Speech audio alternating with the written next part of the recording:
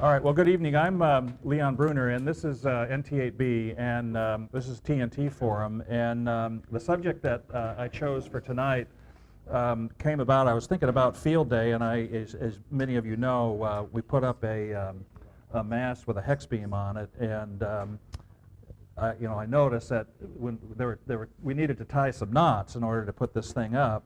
And not only did I notice others were having problems, I was having problems too. I actually was tying bowlines incorrectly, and somebody helped me out. And I got to thinking, maybe it might be a good idea to spend a little bit of time in the TNT forum talking about how to tie knots. And so what I've done is I picked a few helpful knots for ham radio, and we'll talk about those this evening.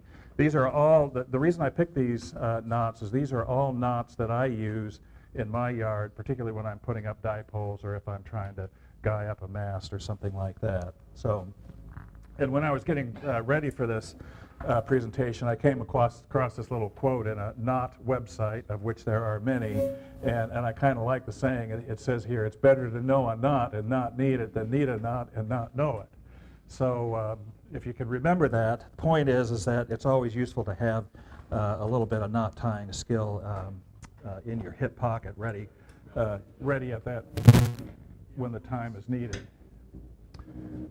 Okay, so here are just a couple of examples where, at least around my place, I'm using knots. So I have situations where I have my dipoles are over a tree, and everything that I have is held up by a rope, either to the house or to a tree.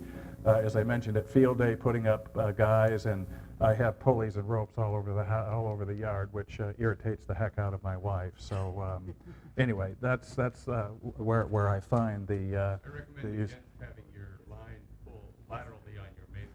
Okay, yeah, it's just a picture. Okay, so go easy on me here. And then the other thing is that many of you know that I've been very active in the Boy Scouts, and you never know what kind of an emergency situation you're in. And using just ropes and twigs that are maybe blown down after a windstorm, you can actually, if you're decently good at tying lashings, you can create things like this, and make we call them camp gadgets in the Scouts. But I just threw this lashing together just to give you an example of what you can do with ropes. And then at Field Day, I put up something like this with a 2-meter J-pole on top. So I set up the tripod over there and did a couple of lashings to attach this. So again, it's useful to know these knots in situations where you may have forgotten some hardware and need to put something up, and you can fasten it with rope if you have, again, a few of these knots in your hip pocket. I'm not going to cover lashings tonight because we don't have time, but anyway, I just wanted to give you a sense for what you can do. As is my wont, I just wanted to mention a few things about safety.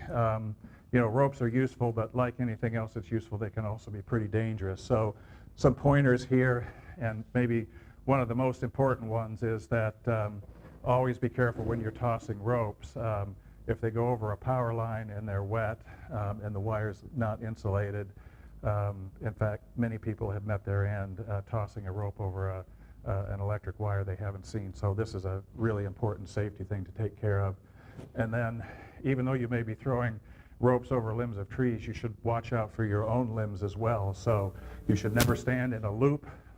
If you want to climb up, it might collapse and catch your foot, and you might be stuck. And then, of course, never ever wrap a rope around your hand or your arm, because if something lets go, you could get some pretty severe injuries. Don't use bare hands to hold a rope. That's a really great way to get some good burns. Just wrap the rope around a post or on a winch or on a cleat or something like that. And then the other thing to remember is knots will weaken a rope. So you need to build a pretty good safety factor into the size of rope that you use for anything. In most ham radio situations, we're not using things that are super heavy, but there are ratings for ropes, and you should always pick a rope that significantly exceeds the weight that you're lifting. So the recommendations I've seen is safety margins of somewhere between 5-to-1 and 12-to-1. And then the rigging angle on this one is that if you suspend a rope like this across between two trees and then hang something from the middle, this puts a tremendous stress on the rope. And you can easily break the rope if you try to stretch something horizontal. It's always better to have an angle to distribute the forces on the rope. So something to keep in mind is that this is bad and this is better. Break the rope or what it's attached to at the ends? Well, it's on both. It just puts a lot of stress, a lot of load on it, and it can break the rope. So, okay. And then moving loads versus dead weight. Moving loads can be, if something's moving around, it could be dangerous. So just be careful. That's the point. Okay, so knots we'll cover tonight. I'm going to cover some knots that are called stopper knots. If you have a situation, I don't know where my ropes have gone, but here, can I just wave this at people here for a second? So if you have an unfinished end on a knot and you want to keep it from fraying, there's a couple of quick knots that you can tie to stop the fraying and protect the end of the rope. Just for kind of historical reasons and maybe for your upcoming Christmas season, I'm going to talk about the square knot and a couple of its derivatives, the granny knot, which you don't ever want to tie, and a surgeon's knot, which doesn't slip quite as much as a square knot. And then the rest of these knots will be used in ham radio. This is a sheet bend, and it's useful for taking a big rope and attaching it to a small rope. So if, for example, if you flung something up over a tree with a slingshot, it's typically a really lightweight string. You can use this knot to tie your heavier rope to it and pull it up over the tree, and that helps it. This is the knot. Bowline is the knot that I probably use more than any knot in the group that I'm going to talk about tonight. I have bowlines all over my yard, and it's what we use when we go Boy Scouting and so forth, so I'll talk about that. This is equivalent to a taut line type of hitch, and then lastly, an antenna or a way to put a loop in the middle of a rope that doesn't slip, so you can put a pulley in it, for example. So here we go. Any questions before I start? Yes, sir. Yes, the two lower left ones are identical. I'm sorry, say again? Two lower left knots are identical. What? Lower left? Yeah, they're both the same knot. Look at it carefully. No, they're not. They're not. I promise you. Okay, so the first knot is an overhand knot, really simple. It's a knot that you can use. You can see, I didn't even show the directions for it. You just take it and it's just over the top like this, and you can snug it up and right down on the end. It's a good stopper knot. It's a little. This is a big hunk of rope, but it's. You can see that on the end, not only does it hold the fraying rope from falling apart, but you can also use it to, if you have a slip knot, you can use it to stop the sliding of the knot. So it's just very simple. It's just overhand, so take a loop here and snug it up. Very simple. Okay. Now there may be a situation where you want a slightly bigger stopper, and in this case I've shown here as a figure 8. So again, you just tie the rope. You just make an 8. So you can hold the rope sideways, make an 8, and loop it over the top, and then back through the hole here. You end up with a figure 8 at the very end. Okay. So again, this is just a little bit bigger, and if you like something a little bit larger than the simple overhand that I just showed you, then you can use that. Okay. So again, it's a stopper. It's a way to keep the rope from fraying. I don't have time to talk about it, but there's other things you can do to protect the end of the rope. I just put a little bit of it's kind of a lashing. It's called a whipping on the end of that. If later you want to take a look at how I've whipped the end of this rope, you can see this again. Pretty easy to do, and maybe if we want to talk more about knots, I can show you that going forward. Okay? Any questions? Yes, sir. Same effect. It's kind of he's right, it's kind of the same effect, but you take the piece of, in this case I just took a piece of light string, and there's a way of wrapping it and then folding it back, and yeah. Carefully, you can see this too. Yeah. And I got an example here too. So the way this is tied is you take it and you lay it on and wrap it over itself. You make a loop and wrap it up some more, and then you can pull it back together and hide the end. And there's multiple ways of doing it as well. And as I get to the end, I'll show you a couple references. There are hundreds and hundreds of knots that you can use. So okay. Any other questions? All right, let's move along. Okay, square knot. Famous with the Boy Scouts in particular. The square knot is not a particularly good knot. It's not one that you would use if you really want to hold something with any great amount of strength. But I put it here because it's so commonly used, and like I said in my introduction, often used at Christmas time, you know, when you're tying up your bows. And so, and what you don't want to do is you don't want to tie a granny knot, because it's really easy to tie a granny instead of a square knot. So there's the secret trick for always tying a square knot is as follows. So if you take your two pieces of rope, and you just remember, when you start it, it doesn't matter which side, but you can start out with a little thing that says left over right. So if you put the left over the right, and then wrap it around, and then right over left, and pull it through, you end up with a nice square knot. There's another way that I can show you. Just let's keep it really simple, okay? What a problem. Never mind. Okay, yeah, just simple, all right? Right over left and left over right. Okay, so try it again. And then the one thing to notice about this is you'll see that when the knot is tied, and when you've tied it correctly, you'll see that when the rope wraps around, both the working end and the standing end of the rope are both on the same side of the loop. So you see these are on the same side, and these are on the same side. Okay, so again, when you tie the square knot, let's do it again. It'd be right over left, and then left over right. You get the square knot, and you see how we've got the loop here, and both of these ropes are coming out the same side. Both of them come out together. They come out right next to each other together. On both sides. That makes sense. And then on the other side of the knot, on the other side. Okay? It's nice when a knot is symmetrical. It's easier to inspect. Okay. All right, now, what's a granny knot? So a granny knot is when you tie right over left, right over left, right over left. Okay, so try that one. So if you do, in this case, right over left, and then do right over left, what's that look like? Just like that. And it works pretty well, too. You just be careful what you use. Yeah, so a granny knot, the reason it's called a granny knot is that it slips.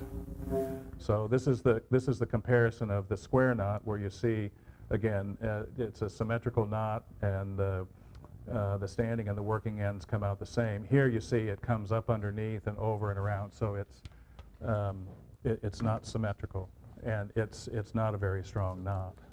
Okay. I'm sorry? Yes. It's harder to untie than a square knot. Yep. Okay, and then one thing that you can do on a square knot, if you're using square knots for wrapping packages, what's the big problem that you typically see with it? If you do the right over left, what usually happens?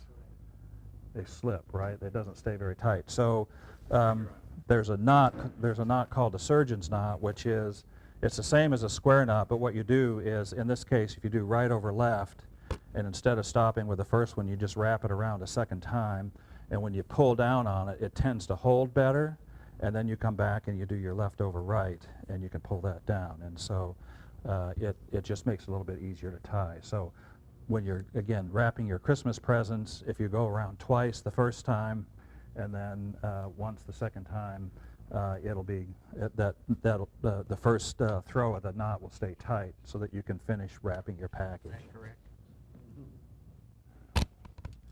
I put my glasses on so I can see. Yep, that's right. Yep.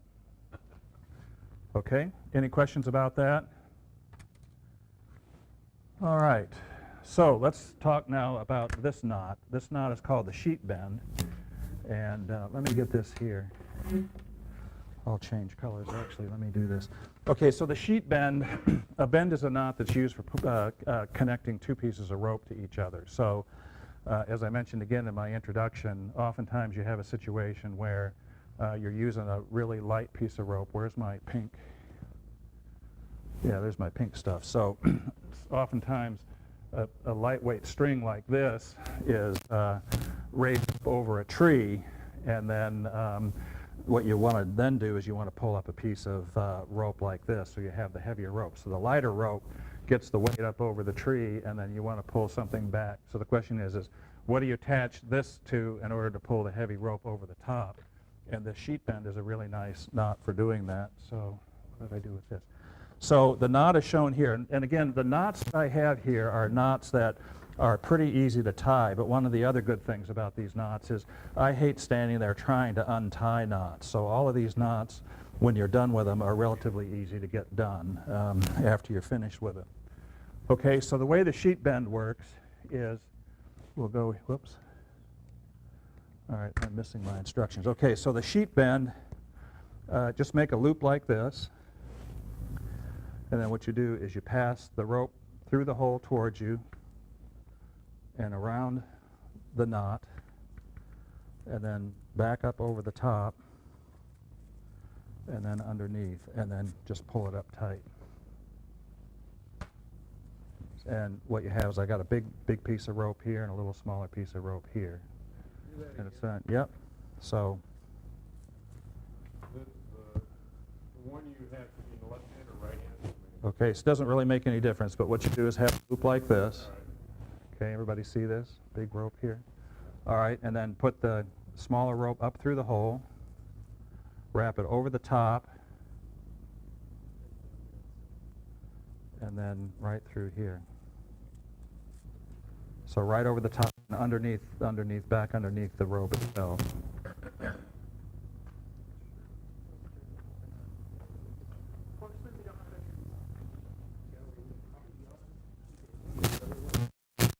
Okay, so here you go. It's like this.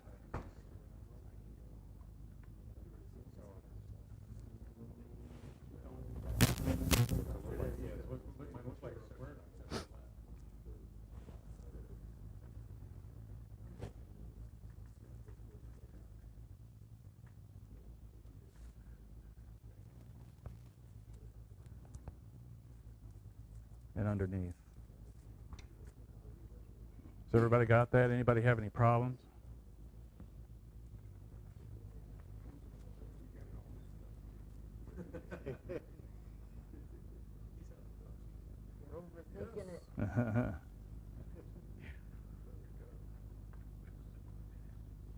It's almost a square knot, except that you pulled it through here, and then You can tie a square knot. and then the beauty of it is that you can just pull it apart.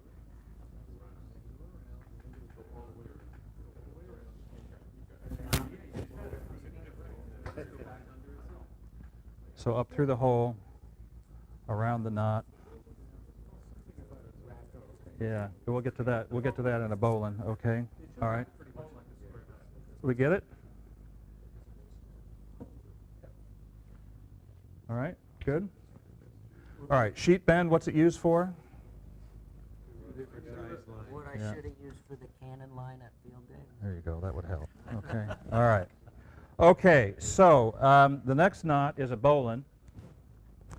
And again, the thing, what we'll do is we'll put this presentation up on the web so that you can go back to it. One thing I've found about knots is I have to keep practicing them. There are things that I learn them, and then if I don't use them, I forget them. So it's a good thing to keep a little reference for these. Okay, so the bowline is a knot. It's a hitch, and you want to use it in a situation where you want to tie a piece of rope around something and then have a loop that doesn't slip. Okay, so when you tie a bowline, it makes a loop that doesn't slip. It's a really easy knot to tie, and it's a very strong knot when it's done properly. So an example where I use it all the time is, and I set up a couple of examples here, I always use a bowline if I'm attaching something here to a mast, or if I tie something to a tree or something like that. And again, the reason for that is it's so easy to tie, and then when I want to get it undone, you can just give a yank on both ends of it, and it just comes apart. So it's a really nice knot. You can also just slide the connection up and down along the mast. Okay, so how do we tie a bowline?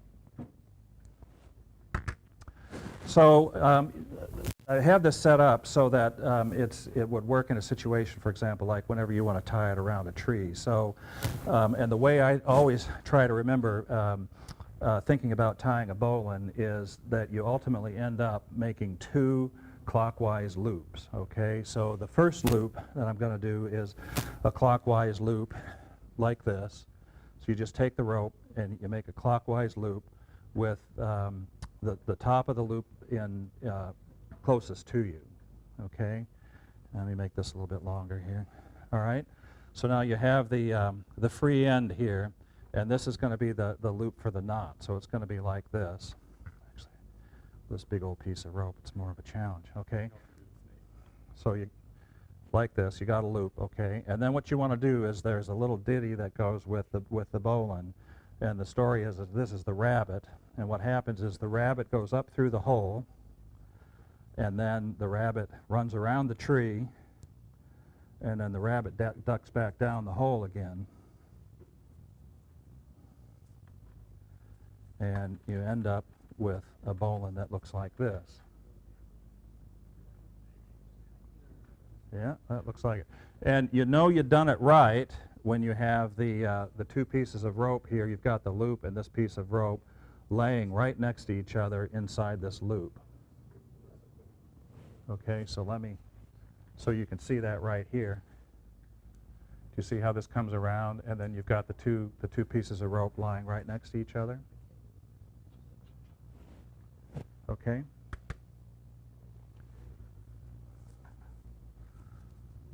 So one more time. So make the rabbit hole counterclockwise. It's like a spiral with the top closest to you. Everybody got that?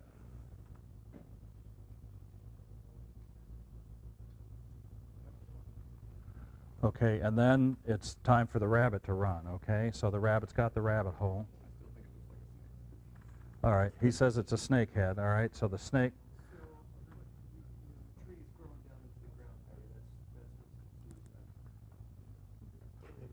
Okay, I'm gonna do it. Okay, so everybody got the rabbit hole? Okay, and then you put the rabbit up through the hole, around the tree, which is this piece right here, back through the hole, and like that. Did you get it? You got it? Looks like that. It slides, right? No, it's tight. It doesn't slip. Okay, so the bowline doesn't slip. If you've tied it right, it doesn't slip.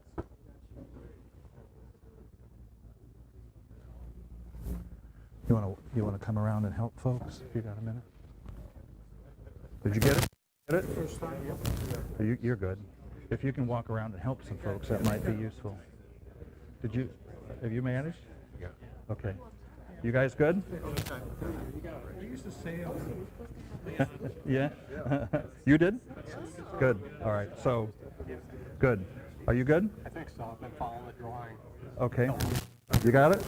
Did you get it? If I do it a few more times. Yeah, okay. Well, that's what you got to do. You got to practice. I got it. You good? Good? Everybody? By the way, that diagram there is real helpful. Yeah. So I'll put the diagram on the web. That's a good idea. Looking knot. Okay. All right. Anybody have any questions about this? Yes, sir. Another thought, if you get any good references on scout knots or scout kits Uh, or something. I will. I'll give you that in a minute, okay? All right. Everybody good? All right. So the bowline, what's the bowline good for? Non-jamming loop. Good hitch. Yeah, good hitch. Tie to through a hole here like this. It's really strong. One thing you can do to make it really strong is you can put a stopper on the end of this too, so it doesn't slip. It's a little bit of a safety thing. You want to do that as well? Okay. All right. Everybody good? All right. Let's do another one. Okay, so so this is a hitch. Let me show you how this works here. Let's say you're in a situation where Say again? Is it similar to a prusik? I'm not sure. I don't know. It is similar to Prusik in principle. It's the Boy Scouts. It's like a taut line hitch, if you know a taut line hitch. It's used in a similar situation too. So this is like, for example, when you want to set up a tent pole, or you want to create a little roof over your head, or basically anything when you want to be able to have an adjustable tie down. So the thing that's really nice about this knot is, so let's say that this is like a corn pole on a tarp that you've put up. So you got a pole with a tarp on it, and you want to tie it down with a string. What you can do, if this is a stake down near the ground, the way this knot works is that it's adjustable. If somebody can sit on that chair there and just hold it. So the thing that's nice about this is that you can pull it up and you can adjust it, but then when you pull on it, it's not supposed to give. The important thing to remember is that you can push it, but you can't pull it. So, yeah, so there we Either go. direction too. There we go. So it's not, and you can adjust it, and then when you want to loosen it up, you just let go of it. And then the other really great thing about it is that if you leave this little loop in it, you pull on it, and it just comes apart. So it's really easy to get apart. Okay, so the best way to learn how to do this is to have a buddy, and have the buddy hold the loop for you while you practice it. And it's That's what the, so it's not too. I'm going to have to use. Let's see. Can I get a yeah, here if I can. So the way this works, again, if you think about making a little loop here, again clockwise, but this time the free end of the knot is underneath. It's on the bottom. And then if somebody will hold this for me. So then what you do is, with this on the bottom, then you take this little loop here, and you wrap it around the end that's going to slip a couple of times. So you see this here? This is the loop. You lay it across the top, and then just wrap it around 2 times. Okay? And then you take this free end, put it back through here. Could you just pull on that a little bit? Just snug it up. There you go. And then you tighten it up. And you end up with this nice, whoops, we don't want to do that. So if you hold that, I can push it down like that, but then if I pull on it, it won't slip. So I can loosen it up. Okay? So, you see how that works? So you pull on it, that stays tight. So if you're wanting to make adjustments on the tension of something you're tying down, you can do that. The risk with something like this is that it can slip. If it's not tied tight, it's really strong wind, it can slip. So you want to be careful about where you use it. But it makes a really nice adjustable slip knot that once you tighten it up, it'll stay tight for you. Okay, so I'm going to yank on it here again. You want me to go through that one more time? So why don't we do that? So I'll take the rope here. Again, I'm going to make a clockwise loop with the rope underneath, with the working end underneath. And then if you'll just hold that again for me, please. Let me think about this here now. Sorry, do that. Here, I need you to hold that. Sorry. Okay, and then this loop that you've just made goes underneath the rope. And you wrap it around that piece of rope twice. And then you take the free end and make a little loop through there like that, and just snug it up. Okay? And there, get tight there. Okay? So it's a nice tight knot. Yep. Okay? Anybody need any help with that? Yeah? Okay, let me come back here.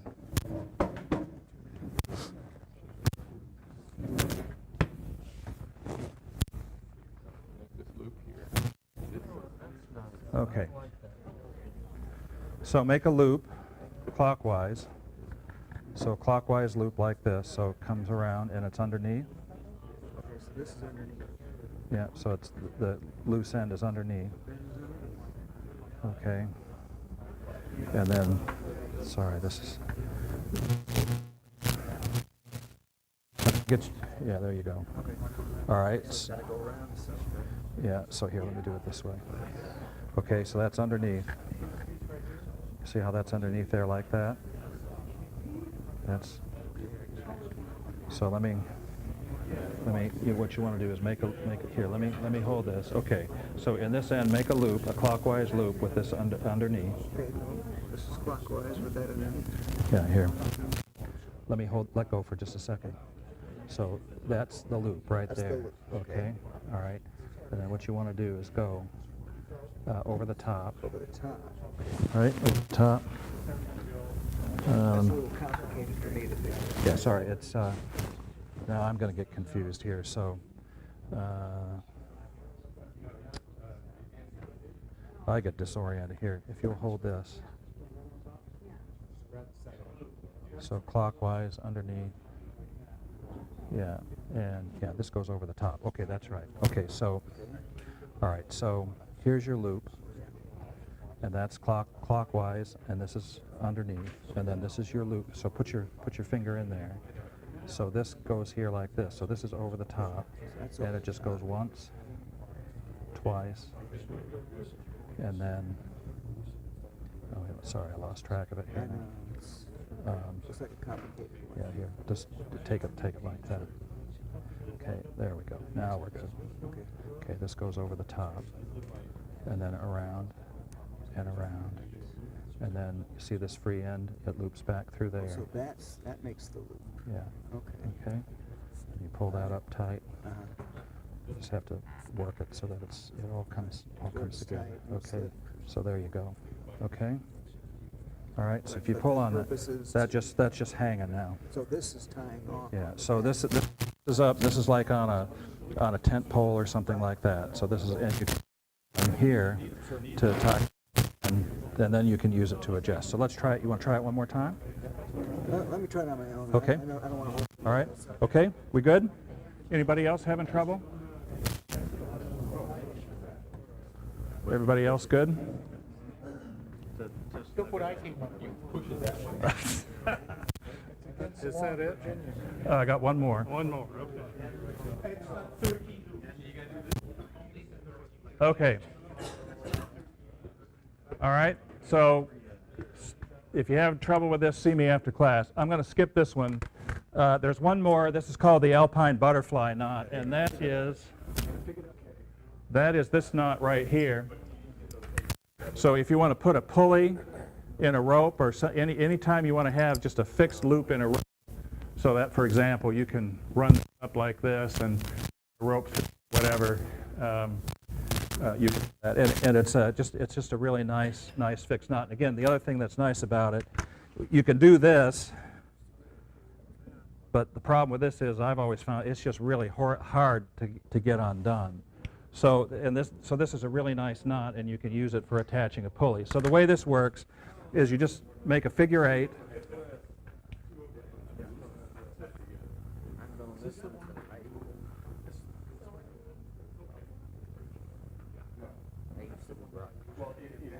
You make a figure 8, and then in the bottom 8, you take this loop and you just pull it up. Whoops.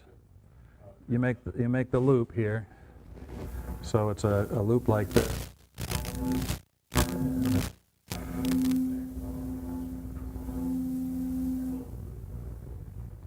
All right. My fumbly hands here. And you got the loop here, and you take this and wrap it around and pull it up through and underneath, and then you end up with this nice little loop in the rope here. Okay, so it's a figure 8. You untie it here. So make the figure 8 like this, and then what you do is you take this top loop here underneath and up through the bottom loop. So the top loop goes up through the bottom loop like that. and you pull it up tight, and it makes that nice little loop in there. What keeps this one from sliding? Oh, yeah, they didn't do that right. Yeah, it didn't work right. This is Did like you- the one knot here that I know. Okay. So, Let me get this.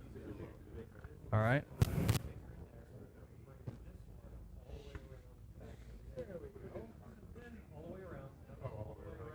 Help. Okay, so you got a loop. yeah. Okay, so let's see what you got here. And I make one loop. Let me see here. Yeah. Okay, so what you do is you come, you keep that there like that, and you come around the bottom, and then back up through that hole right there. Back up and around. Yeah, up around the bottom, and then up through the middle hole. Okay. This is the middle. You're gonna need more to work with. Everybody got that? I see Ralph has it. Is that working for everybody? Yeah, it's nice. Yeah. I'll be done in just a minute, okay? All right, everybody got that?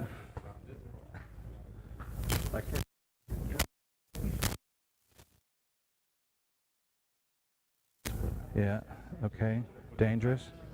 Okay, everybody get it? Oops, sorry. You guys good? Yeah. You got it? We good here? Looks like you got it. All right, everybody ready? Okay. All right, so that's a quick run through these knots. So again, the best way to practice with the best thing to do is to practice with these things, because as soon as you get home tonight, you'll probably forget. Let me give you some references just to finish off. I'm going to post this deck. We'll post this deck on the website so you can come back to it. And this is another example of using that knot. There are a couple of really great websites for learning how to tie knots. This one is particularly interesting. It's called animatedknots.com, and you can see all the different types of knots. I mentioned earlier there's gazillions of knots that are available out there, and the thing that's really nice about this website is it actually shows you through animation how to actually tie the knot. So while I've tried to animate the knots here this evening, this website does a really great job. And then there's another one called netknots.com. That's really good. And then on your smartphone, these websites, again, you can't see them here, and I'd be happy to demonstrate them to you later, but Animated Knots, for example, has an iPhone app, and if you just pick on one, and I'll just do one here, and I don't know if you see how it shows how the knot gets tied. So that's a bowline. Okay, so there's lots and lots of apps that show how to tie the knots. So I think that's it. So thank you, and let me know if you have any questions. I got one right here. Two quick questions. I think it was you at Field Day showed me something called a trucker's knot. Yeah, yes. Could you do that again? I mean, I forgot it, but it was wonderful. Yeah, okay, so actually, I skipped over it because I was a little bit worried about time. But basically what you do, a trucker's knot is a little bit stronger than that Fairmont hitch that I showed you. And basically the way it works is, and I can show you over here after, because I'm going to run out of time. But basically what you do is you just make a slip knot in the rope, and then this is the end that you hitch it on. So you loop that back through, and then you can snug down on it, and then you just tie it with a half hitch. And it's a little bit, it has less risk of slipping than that Fairmont hitch that I showed you earlier. And in your initial point, you showed a dipole and said, you know, if you get something from the middle, it's going to put a lot of strain on it. What do you recommend for a classic dipole? Well, if the best is if you can hang your dipole from the center, if you can. Yeah. So at the feed point, that works the best. I've also done situations where I've tossed a rope over tall trees and attached it, and used the ends so that there's a little bit of an angle there to try to pull it up a little bit higher. And then I end up trying to use, it's always a balance between using light feed line versus having feed line that doesn't have a lot of loss and, you know, all the weight, and it's, it's all a bunch of trade-offs. So I've tried everything. So anyway, I'll be happy to answer questions afterwards, and I hope you found this helpful. Thanks. Bravo. Mm.